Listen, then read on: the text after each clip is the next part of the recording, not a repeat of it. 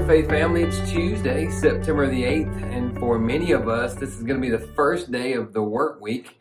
I'm not sure how that's going to affect you.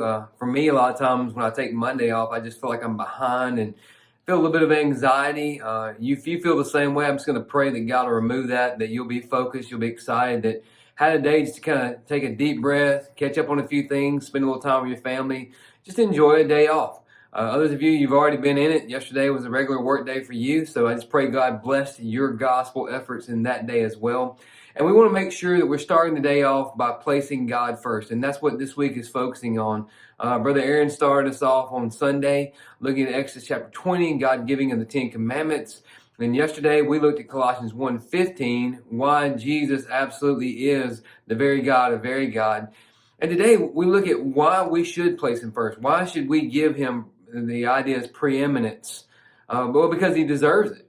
Verse 16 of Colossians 1 says this: "For everything was created by him in heaven and on earth, the visible and the invisible, whether thrones or dominions or rulers or authorities. All things have been created through him and for him." So let's break that down, because you think about it, why would you ascribe to someone the ultimate allegiance and the ultimate sense of worth and value? Well, because they deserve it. And in this case, the reason why Jesus deserves it is because he is the creator of all things. He is not a created being. We talked about that yesterday. He has existed in eternity past as God.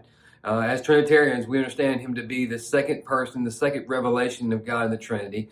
And so he's existed in eternity past, and he existed and he functioned as in creation. And it says right here, everything, Paul says, everything was created by him. And I love the fact that he goes through and says everything in heaven and on earth. So it's almost like he's taking a vertical approach, saying everything we can see above, everything we can see here below. And he even goes so far as to say things visible and invisible, making sure there's no area left untouched in terms of his authority and his power in creation. And that's the thing he's bringing across here. He says everything was created, it has been created through him. So he is that power source. And it made me think about Romans chapter 1. In that opening chapter, Paul is establishing the fact that God alone is worthy to be worshiped and worthy to be praised. And in verses 18 and following, he gives the reason why. God's wrath is revealed from heaven against all godlessness and unrighteousness of people who by their unrighteousness suppress the truth. What truth?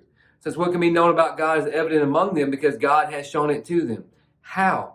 For his invisible attributes, that is, his eternal power and divine nature, have been clearly seen since the creation of the world, being understood through what he has made. And so we're told here in Romans 1 that God's nature, that of his power, that of his wisdom, his knowledge, can be clearly seen without any question through creation, through what he has made, Paul says right here. And he says, as a result, people without excuse. Excuse for what? Well, excuse for the fact that they knew God and God has revealed himself, and yet they didn't glorify him as God or show gratitude. Instead, their thinking became worthless and their senseless hearts were darkened. Claiming to be wise, they became fools, and here it is, and exchanged the glory of the immortal God for images resembling mortal man, birds, four-footed animals, and reptiles. What he's saying there is that although God has made it clear his nature, his character, his power, all those invisible attributes of God have been made visible and made undeniable in creation. And he says because man is foolish and because sin has darkened his heart to the revelation, he has directed his allegiance and directed his love and, how should we say, loyalty toward the creation instead of the creator. Why is God worthy? Why should we place him in a position of ultimate priority in our life and total allegiance to him? Because he's worthy of it. And that's what Paul's saying in Romans chapter 1.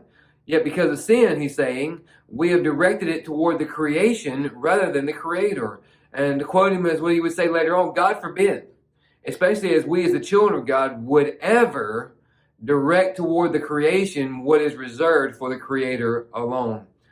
So let's think about power. Let's think about how it's been revealed. Let's think about Christ and his role in creation. How does creation bring glory to Jesus? Man, where do we begin? Oh my goodness. When we see something as beautiful in nature as a magnificent waterfall or a pristine mountainside covered with snow or high, peaks that stretch into the mountains and stretch into the clouds, we can't even see it, or we see these beautiful forests, especially with technology today able to give us this great, we call it a 30,000 foot view, and it's just amazing. I don't know if you've ever flown before, but I'm just fascinated when I fly, and I see the contour of the land. I see the different aspects of creation, and then it comes down to a baby's cry. In a baby's cry, we see the glory of God revealed in that, and down to the micro levels of how DNA functions and how even one minor molecule can be off, and it affects a whole system in our body. It's just amazing, the intricacies of that as well. And in all of that, that should cause us to pause and give praise to God. A beautiful sunrise, a magnificent full moon night, or a moonless night where the stars just seem to be multiplied exponentially.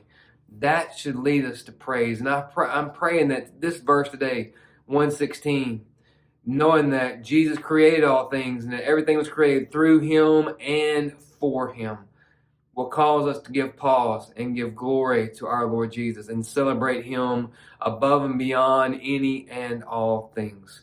And one of the ways we do that, he says in John 13, which is our focus verse for today, is in terms of flooding social media, is that we, just like he's loved us, we should love one another.